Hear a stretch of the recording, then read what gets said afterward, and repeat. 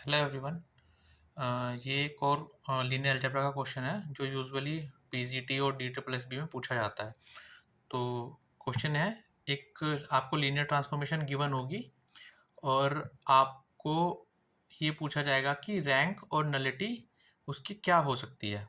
सो आइए let's solve this. So given है linear transformation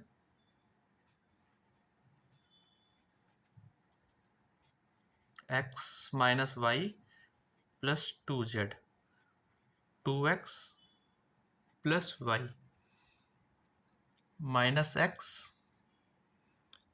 minus 2y plus 2z। अच्छा, also ये गिवन है कि हमारी जो लीनियर ट्रांसफॉर्मेशन है वो आर क्यूब से आर क्यूब में है।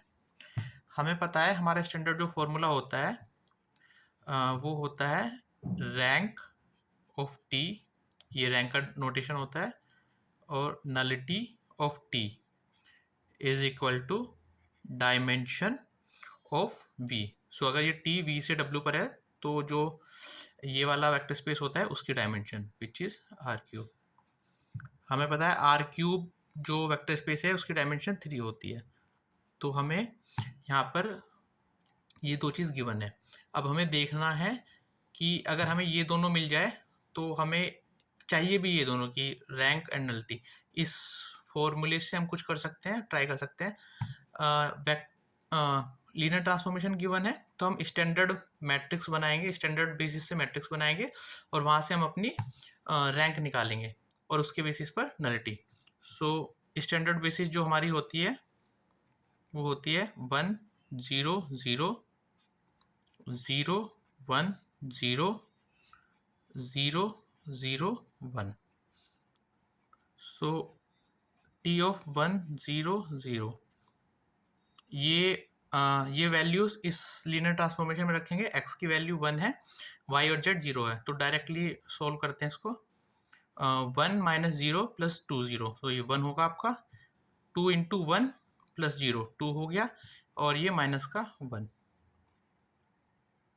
ऐसे ही टी ऑफ 0 1 0, अब की बार y की वैल्यू 1 है, बाकी सब 0 है, इस एक्सप्रेशन में पुट करेंगे तो यहाँ से माइनस का 1 मिलेगा, यहाँ से प्लस का 1 मिलेगा, और यहाँ से माइनस के 2 मिलेगा। सिमिलरली टी ऑफ 0 0 1, z की वैल्यू 1 है, बाकी सब 0 है, तो यहाँ से 2 मिलेगा, यहाँ पे z है ही नहीं तो ये 0, और यहाँ पर z ये है 2 इंटू जेड, ये आपका 2 हो गया। सो यहाँ से जो मैट्रिक्स निकल कर आई है टी के कॉरस्पॉन्डिंग वो आपकी बनेगी। जो ये वेक्टर्स होते हैं इसको आपको एज ए कॉलम लिखना होता है। तो पहला vector 2 1 2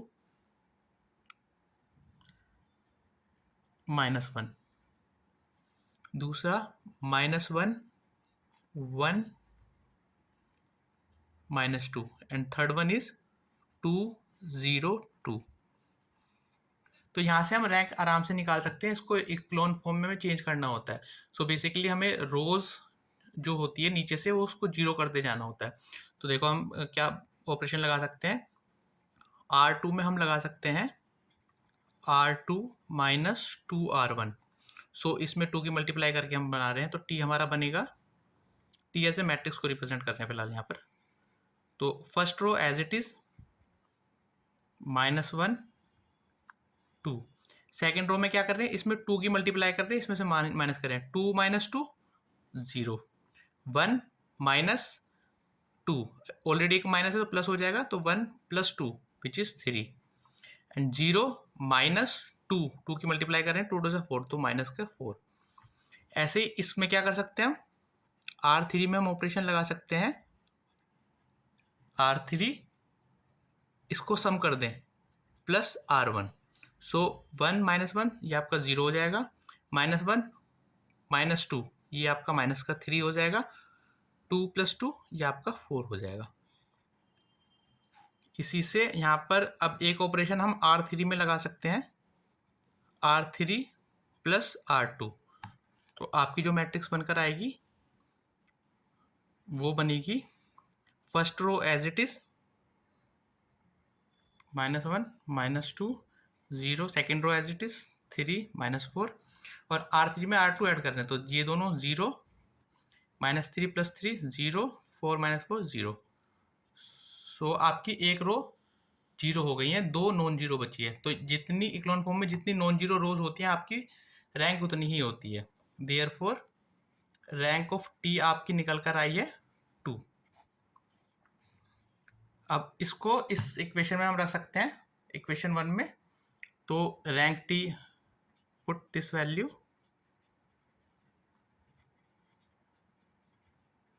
in equation 1। So rank T की वैल्यू आपके पास हो गई